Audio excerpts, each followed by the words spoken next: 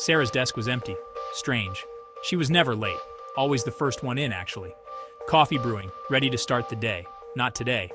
The clock ticked past 9. Whispers started. Where was Sarah? Sarah was the model employee. Dedicated, reliable, always punctual. Her absence was jarring. The office felt off-kilter, the usual rhythm disrupted. Something was wrong. This wasn't like her. "Did you hear about Sarah?" whispered John to Emily by the water cooler. Emily shook her head, instantly intrigued.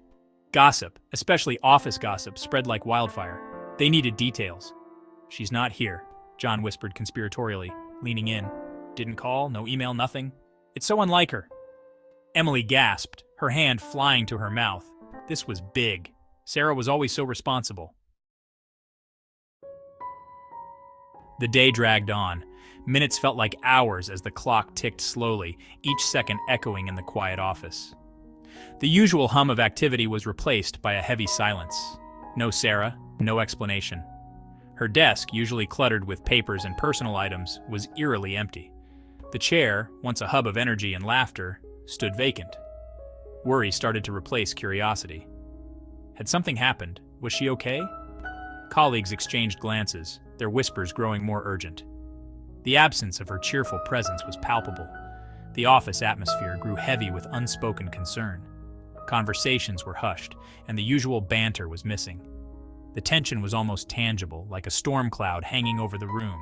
The phones seemed quieter, the keyboard clicks less rhythmic.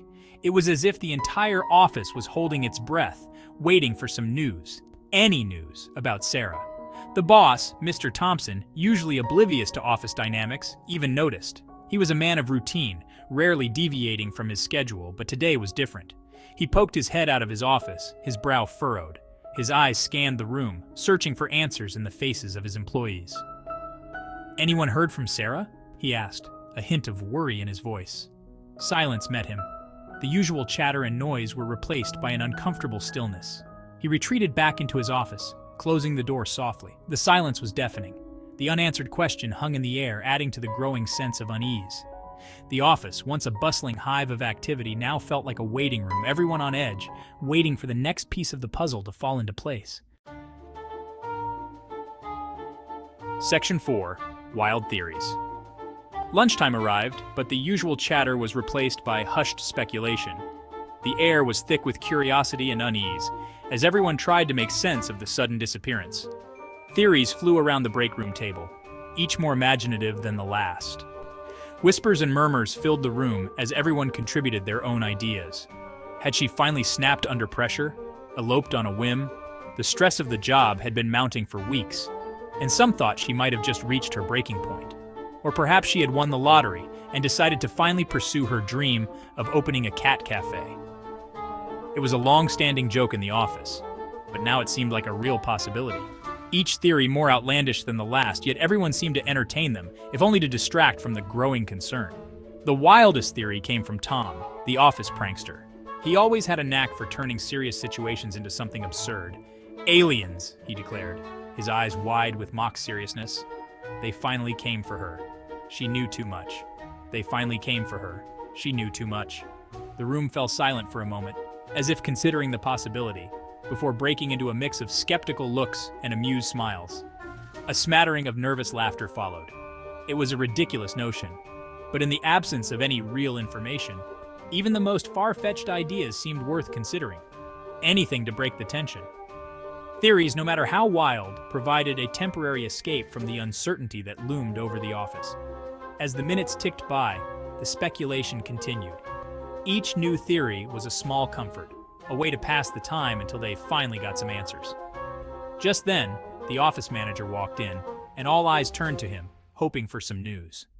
The room fell silent once more, anticipation hanging in the air.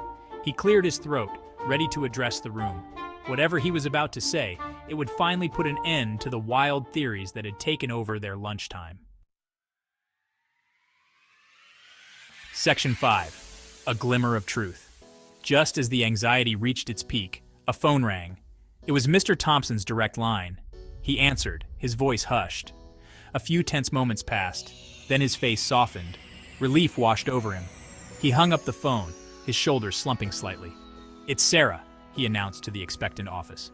"She's fine. Had a family emergency. She'll be back tomorrow." The office exhaled.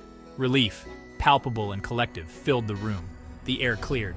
The phone started ringing again. Life resumed. Section 6. The reality. The details were sparse. A family emergency, no specifics, but it was enough. Sarah was okay. That's all that mattered. The office grapevine, however, continued to buzz, weaving its own narrative. A sick child? A car accident? No one knew for sure. The truth, as it often does, remained private, tucked away in the quiet corners of Sarah's life, a reminder that everyone has their own story, their own burdens to bear. And sometimes life throws curveballs, disrupting even the most predictable routines. Section 7. A lesson in empathy. This section delves into the heart of what it means to truly understand and connect with those around us, especially in a professional setting. Sarah's absence, though brief and unexplained, served as a powerful reminder.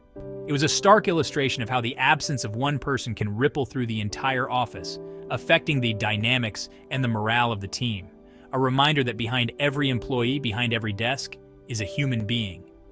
Each person carries their own set of experiences, challenges, and emotions that are often invisible to the naked eye, with worries, fears, and a life outside those office walls. These unseen aspects of their lives can sometimes weigh heavily on their minds, impacting their performance and interactions at work. A life that sometimes demands their attention, their presence. Whether it's a family emergency, a personal health issue, or simply the need for a mental health break, these moments are crucial and deserve understanding. It was a lesson in empathy, in understanding, in recognizing that our colleagues are more than just their job titles or the tasks they complete. They are individuals with rich, complex lives, in remembering that sometimes the most important things happen outside of work.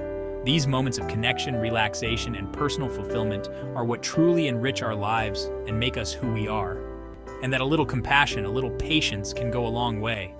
Small gestures of kindness and understanding can significantly boost morale and foster a supportive work environment. The next day, Sarah returned, a little tired, a little subdued, but she was back. Her return was met with smiles and warm welcomes, a testament to the strong bonds and supportive culture within the team. And the office, once again, felt complete. The brief disruption had served as a valuable lesson for everyone, reinforcing the importance of empathy and understanding in the workplace.